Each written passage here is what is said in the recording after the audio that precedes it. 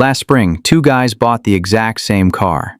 Same trim, same color, same dealership, same week. Mike paid cash. Ryan financed it. And 3 years later, Mike was the one who felt like he lost. That sounds wrong, right? Because most people assume cash is the smart move. No debt, no interest, no monthly payment, clean, simple, finished. So why did the guy who tried to do everything right end up with less flexibility, less liquidity, and in the end, a worse financial position? That is the question nobody asks early enough. Hi, I'm Gavin. If you enjoy smart money and investing content, consider subscribing. Now let's get into it.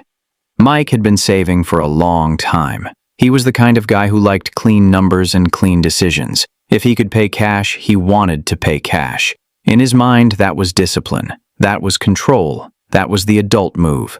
Ryan had the money too. He could have bought the car outright. But Ryan looked at the purchase differently. He did not see a car as the center of the decision.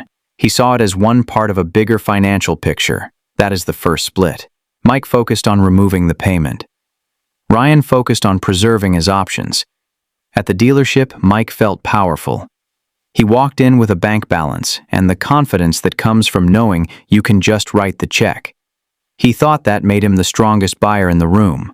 Ryan did something different. He kept his cash intact and used a low-rate loan instead. Same car, different strategy. And that one choice changed the next 3 years of their finances. Because once Mike paid cash, that money stopped being available for anything else. It could not cushion an emergency. It could not sit and earn. It could not stay flexible. It was now trapped in a car that was already losing value. That is the part people do not feel right away. They feel the relief of no payment.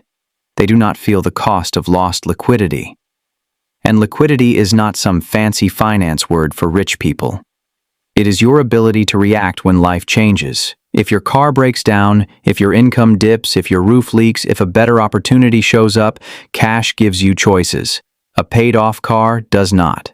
That does not mean cash is always wrong. It means cash is not automatically the best use of your money. Now here's where this gets interesting. A lot of people think the dealership sees a cash buyer as the best kind of customer. Simple, easy, no lender, no hassle. That is not always how the dealership sees it. Mike thought he was walking in with leverage. But from the dealership's point of view, a cash buyer can also mean a customer who is about to remove one of the most profitable parts of the transaction. That matters, because the sticker price is only one layer of the deal. The dealership is not just trying to sell a car. It is trying to build a transaction, and the structure of that transaction matters a lot more than most buyers realize. Mike wanted the cleanest possible deal. Ryan wanted the strongest possible position. That is why Ryan looked smarter later. Now, to be fair, this is not a financing is always better message. If rates are high, financing gets expensive. If your income is unstable, a loan can become pressure. If you have no emergency fund, using all your cash on a car is a bad idea. If you are not disciplined and will spend the leftover money on nonsense, then financing can just become a trap. So this is not about worshiping debt. It is about understanding the trade-off. And the trade-off is bigger than most people think. Because Mike did not just buy a car, he converted a huge amount of useful capital into a depreciating asset. Ryan did something different. He kept capital available. He kept flexibility. He kept the ability to move if life changed. That is why wealthy people often think differently about this. They do not obsess over saying, "I own it free and clear." They obsess over what their money is doing next. If cash can earn, protect, or position them better somewhere else, they care about that. That is capital efficiency. And capital efficiency beats emotional comfort almost every time. Here is the first big reveal. 3 months after the sale, Ryan goes back to the dealership to ask about a minor issue.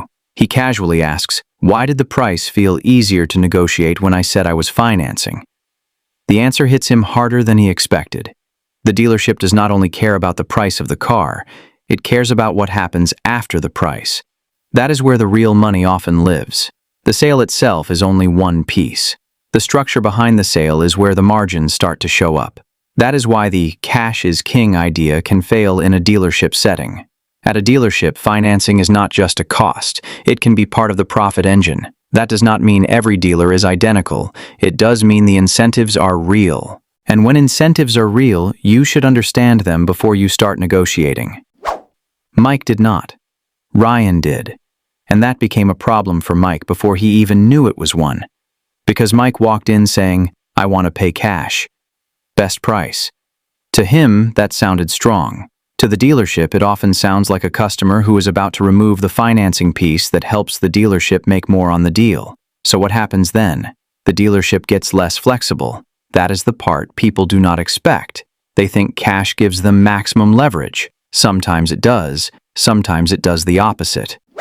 Now let's add the second reveal. The dealership does not just make money from the car itself. It can make money from several layers around the deal. Mike thinks he negotiated the car.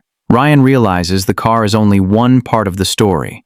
There may be financing margin, there may be add-ons, there may be paperwork profit, there may be timing incentives, there may be reasons the dealership behaves differently at the end of the month than it does on a random Tuesday.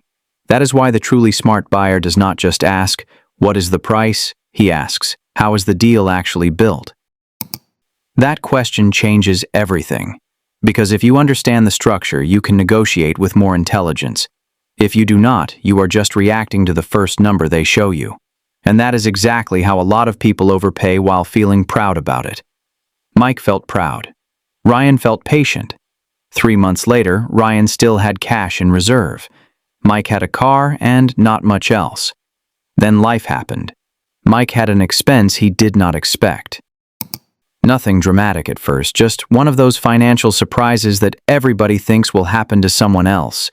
It could have been a repair, it could have been a medical bill, it could have been a family issue, it could have been an opportunity he was not ready to take because his money was already tied up.